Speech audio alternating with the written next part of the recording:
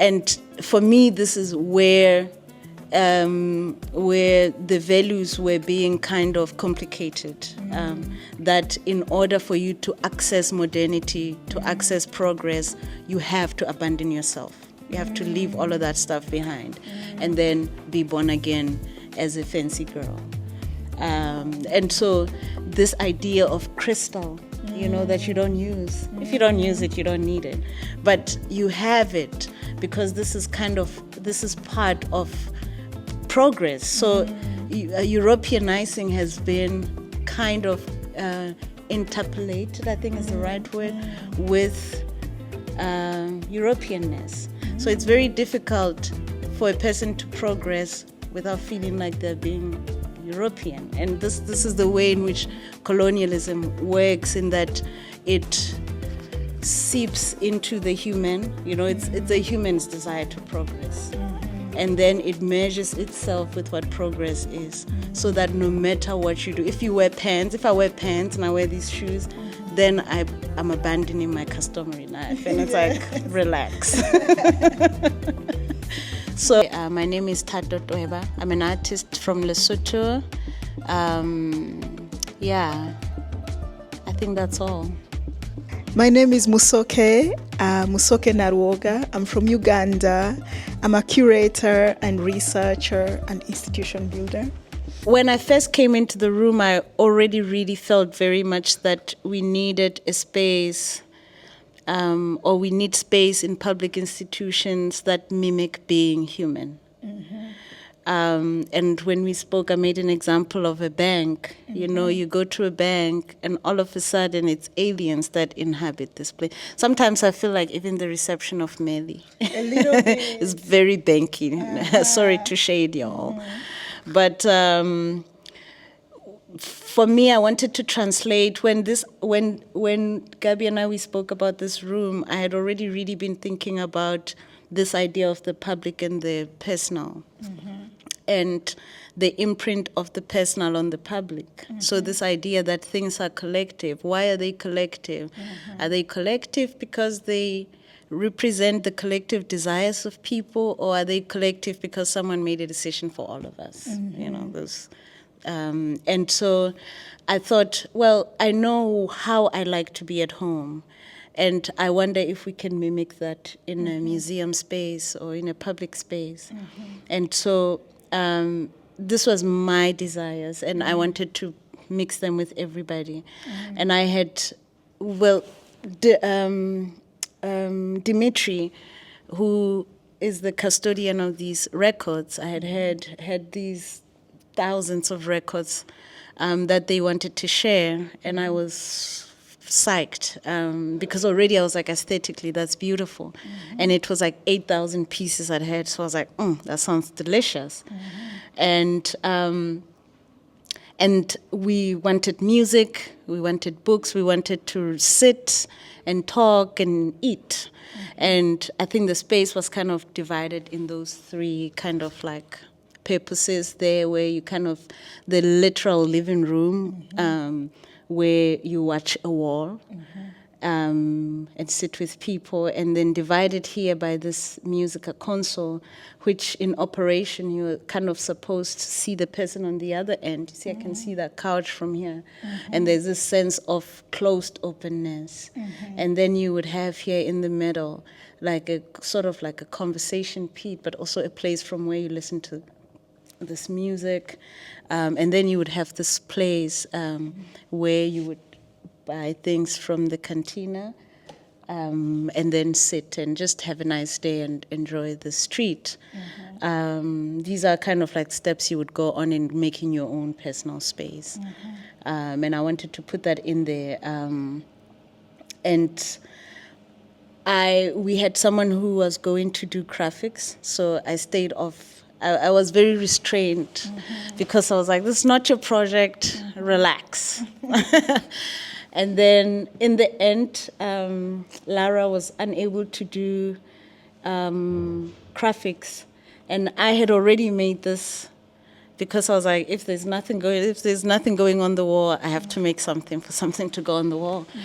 But here I was thinking really about the idea of bringing in people who are not with us in a room. And like you say, we have had a chance to furiously dance here. And every time that I've been in here dancing, there's been a sense that the people in the mural are here with us in all the energies that they carry. And it's very many different fragments.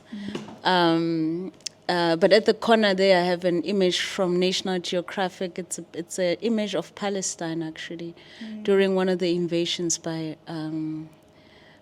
Israel, and down here also. And for me, it's important. The whole time I've been here in the Netherlands since September. I arrived in September, and the surge of violence started in October. And so I feel like the news of Palestine and the images and watching have been with me as part and parcel of my stay in the Netherlands. And when I think about the people who cannot be here with us, I think of course, my own people, my own family. I've been isolated and exiled from my familia. But also, one of the things that kind of makes me shudder every time I'm enjoying life is thinking of how much life has changed for me in these 2 years, and what it must have been like for people who cannot be here with us. I can talk about every person here represents an experience, and people that I wished could be not just in the space in Melly, but in the space of power. And by power, I mean like material representation, a material presence in spaces. For example, that tapestry, I think it's it's a nonchalant object to someone, but someone from Lesotho did come here and they recognized it and they felt powerful in the space, powerfully represented.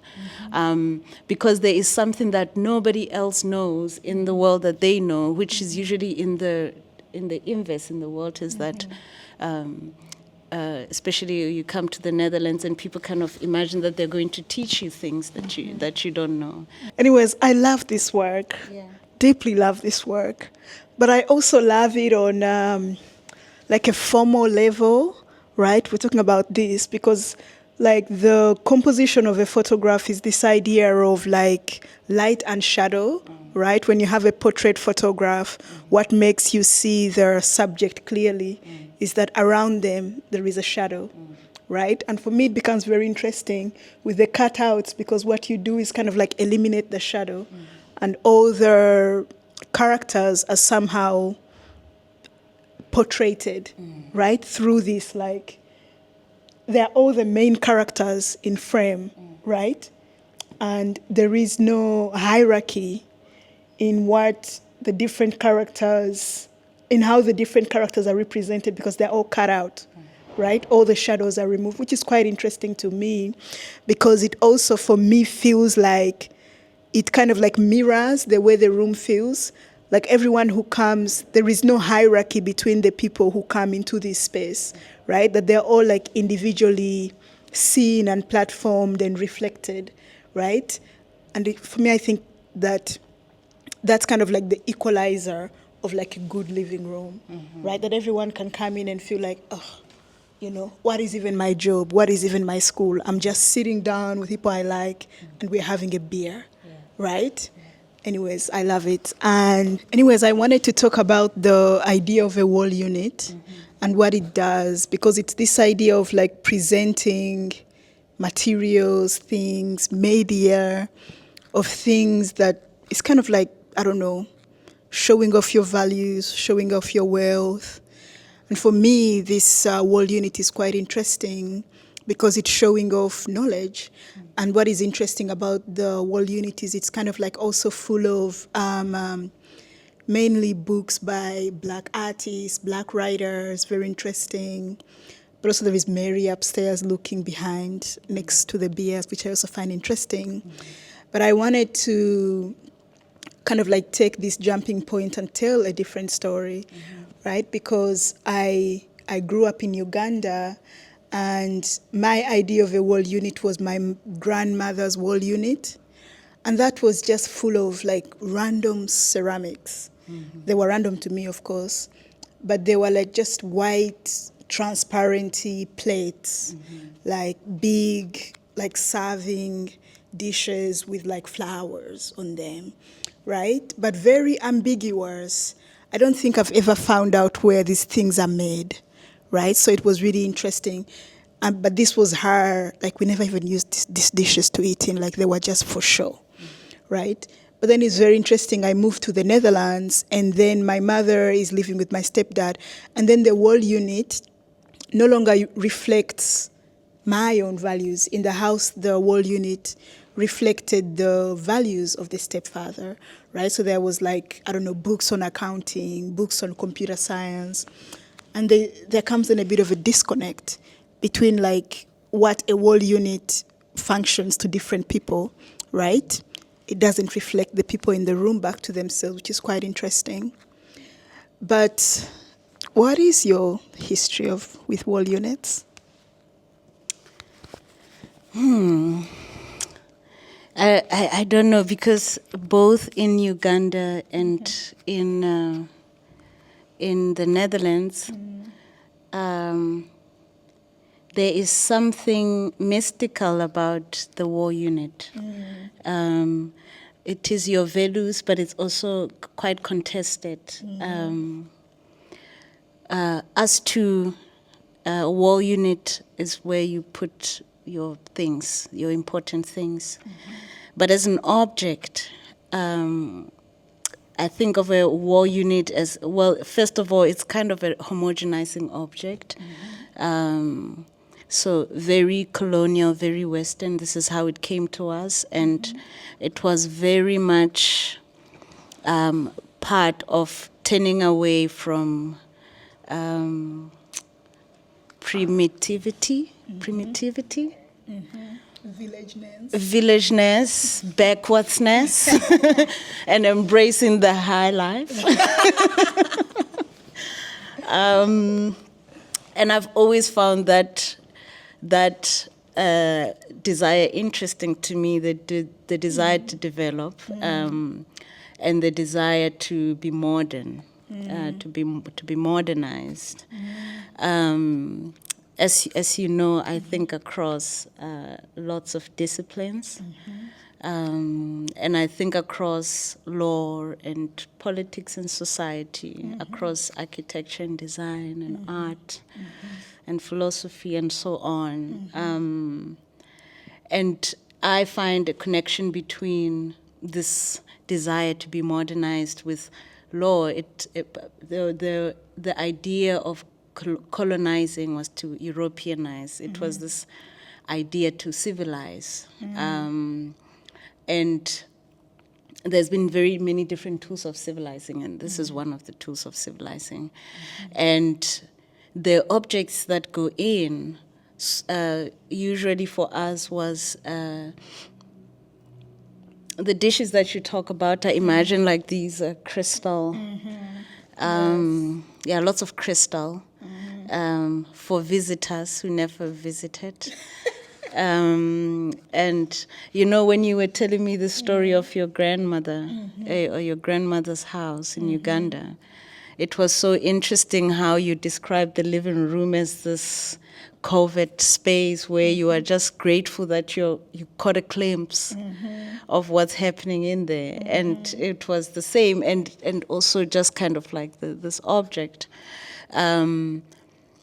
For me, it was a political place where you learned from an early age what you can get away with and what you can't, what you can touch, what you can use. You kind of learn your place. But also for us, it was a place to put like the television and the radio. And there was this sense that the outside world was coming from the wall unit, like your experience with the news and all of that is towards gazing at this object and all its artifacts. So I always found interesting at that place for contested values, because this idea of civilizing, it was necessary for the primordial in a person to die, the primitive in a person to die, and then this golden American boy to emerge once you're cracked open. And I always go back to this law I'm obsessed with, the Administration of Estates Proclamation in Lesotho of 1935, which was only repealed last year in 2024, which required that if you wanted your estate to be dealt with intestate matters like through a will, then you have to abandon your customary life and adopt a European way of life. That's my favorite law. And then the question in court would be, well, how do you know that this person has abandoned their customary life? Then the answer will be, well, do they wear shiny Adidas sports shoes? No, I'm not kidding. I know you're not kidding. Do they wear pants? Do they sleep on a bed? And this is a question that was asked in 2024. And for me, this is where the values were being kind of complicated. That in order for you to access modernity, to access progress, you have to abandon yourself. You have to leave all of that stuff behind and then be born again as a fancy girl. And so this idea of crystal, that you don't use. If you don't use it, you don't need it. But you have it because this is part of progress. So Europeanizing has been kind of interpolated, I think is the right word, with Europeanness. So it's very difficult for a person to progress without feeling like they're being European. And this is the way in which colonialism works, in that it seeps into the human. It's a human's desire to progress. And then it measures itself with what progress is, so that no matter what you do, if I wear pants and I wear these shoes, then I'm abandoning my customary life. And it's like, relax. So, yeah, for me, it's an interesting, very contested place of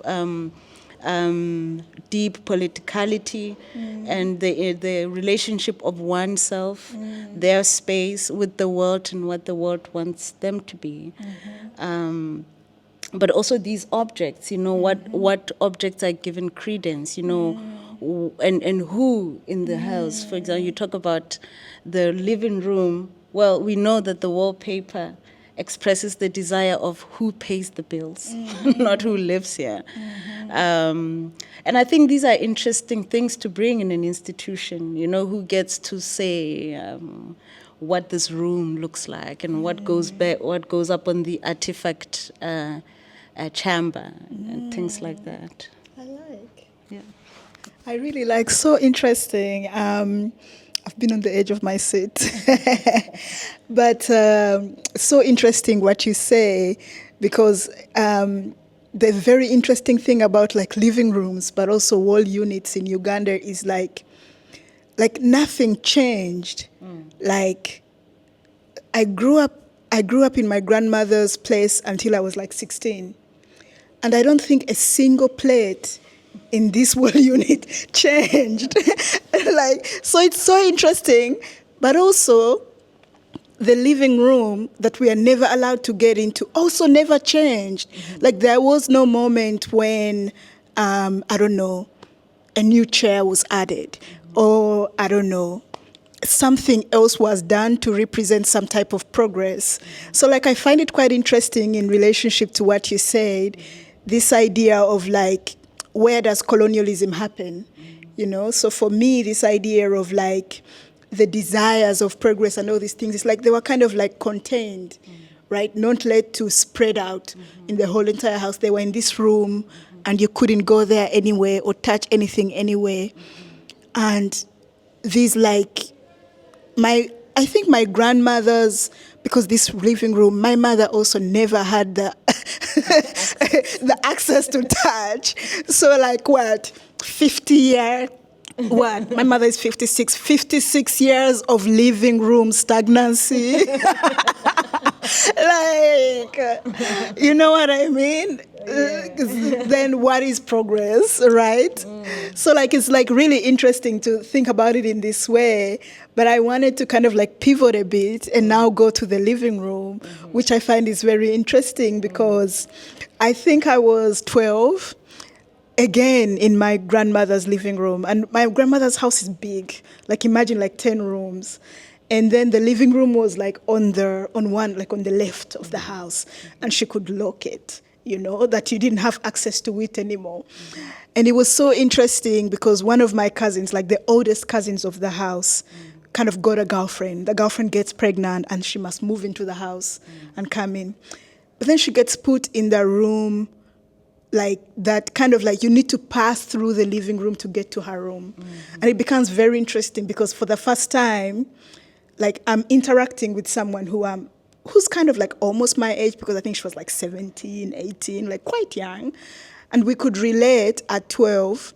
But also this was the first time where I was relating to a sort of like older peer who was kind of like sort of like a coming of age. But then the living room became this like transitional place. You know what I mean? Like a place where I could go and find about heartbreak, right?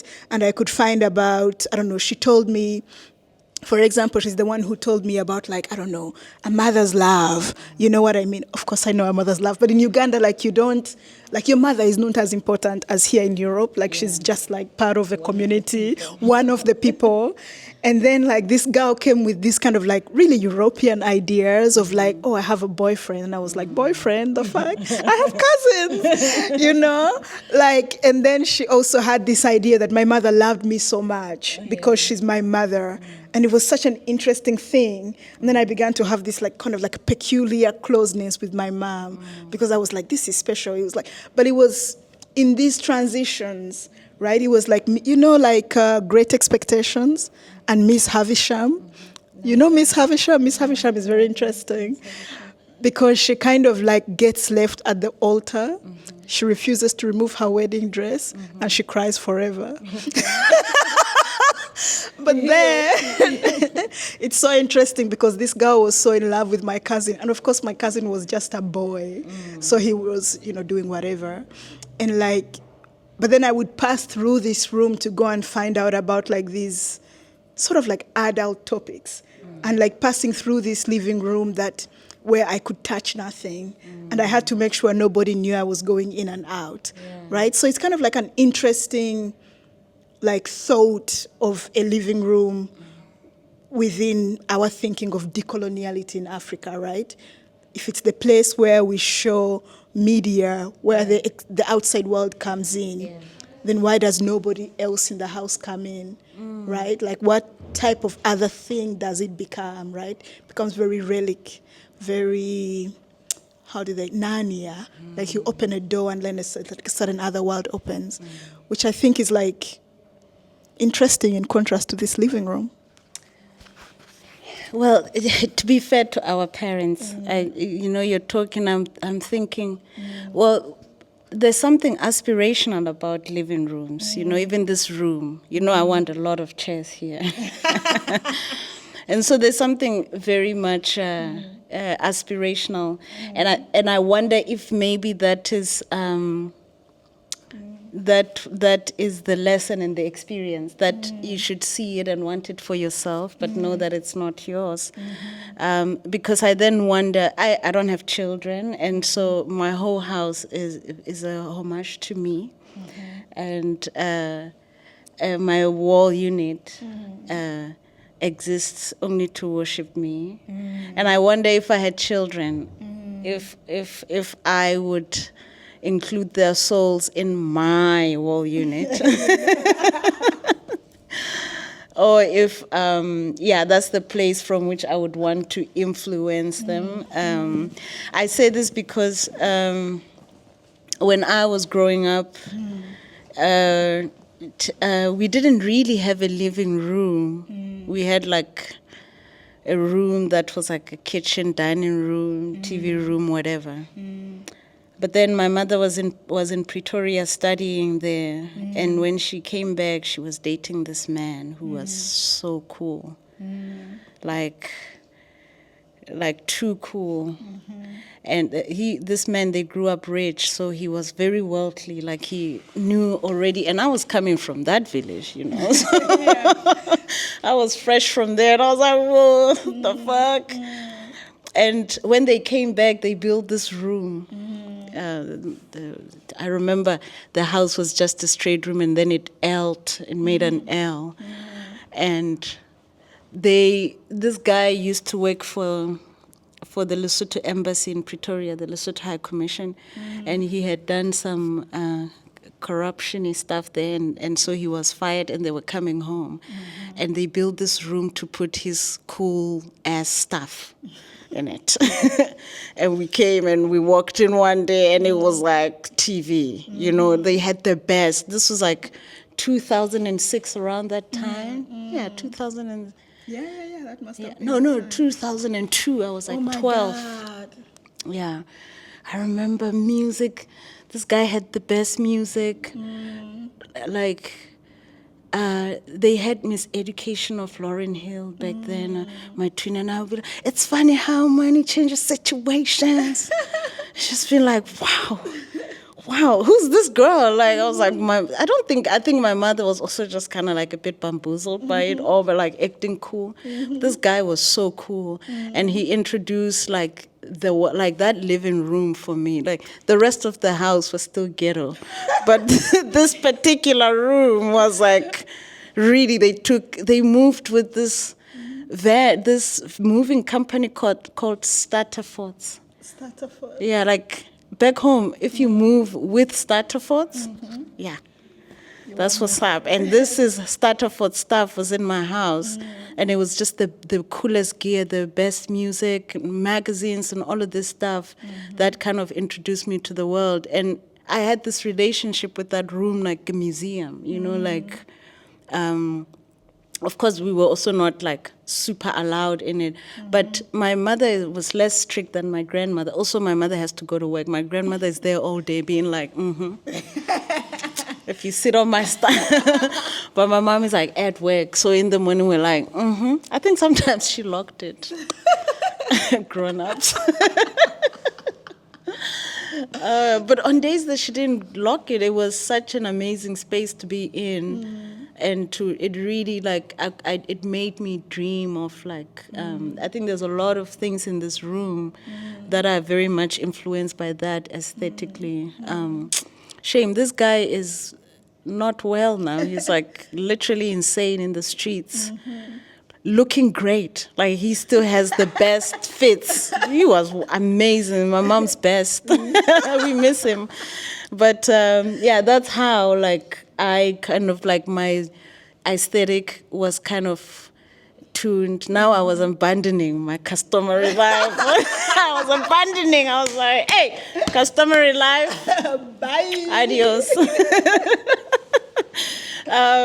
So that's the relationship I had with this living room. And, you know, I had not thought about it. I only think about it now as you talk, because usually when I think about a living room, I think about my grandmother. You know, this is the place that was really my home. But because my mom and this guy got into a fight, and then his family came and took the living room away. So it wasn't with us for long. But I never really think about it. No, it wasn't with us for long. It was with us for like 2 years, I think, of like volatile. But like it made an impact. Good. Yeah. Favorite story. Love it. Love it. My mom's gonna hate me. Come on. This is so delicious. It's tell her you're archiving her life. Yeah. Like what a freaking honor. Oh man. So interesting. Shall we make the contrast? Yeah. I love the contrast. The contrast with? With this living room. Yeah. Right? Because it's such an interesting thing because of the thoroughness that has happened in this living room. Yeah. And that, and that can happen, right? Because I think what is interesting about this living room is that it also hosts the chaotic, like sonically, how should I say, which word? Abominable, music sessions at openings, right? So people can really become themselves and be feral. And I really liked the idea of a living room that interrupts with the systems of institution building, right? So for me, this living room is an interesting one because it kind of introduces a difficulty in routine, right? Because usually when you go to an institution or when you go to a restaurant, right, you will find that things are easy to order, right? Usually you find a communal space that all the chairs are the same. Why is this easiness, right? Wherever a chair moves to, it can stay there, right, without disrupting the system. But for me, this living room is quite interesting because it has nooks, right? And each nook has its own advantages, and it's kind of like everyone comes in and can choose like a little place. How are they feeling, right? So it kind of like interrupts with this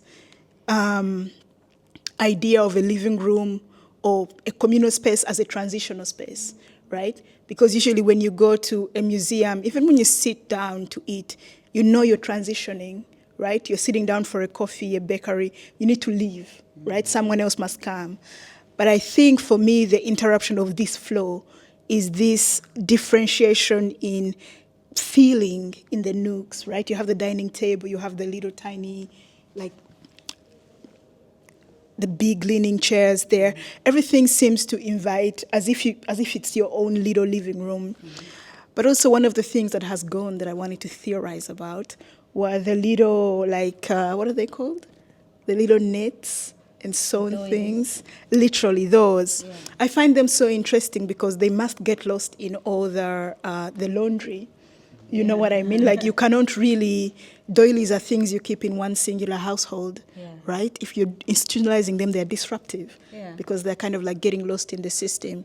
And for me, this disruption is interesting because I think it takes the living room as a personal domestic thing and brings it in its domesticity into the institution. Right? And for me, this is where also this idea of like transitioning from a formal space where we meet in our best dressed to a place where we can come and like literally take off our shoes and sit down, right? So like this idea of like, can you be yourself? Can you be an animal within this? And I think it's really nice, and maybe Thato's gonna tell us a really nice story of when she danced like violently. You know, like when the spirit came over her and, you know, the dancing Thato came out, which I think is quite interesting to kind of like to bring within like an institutional living room. Yeah, Melly did me dirty with that cameo.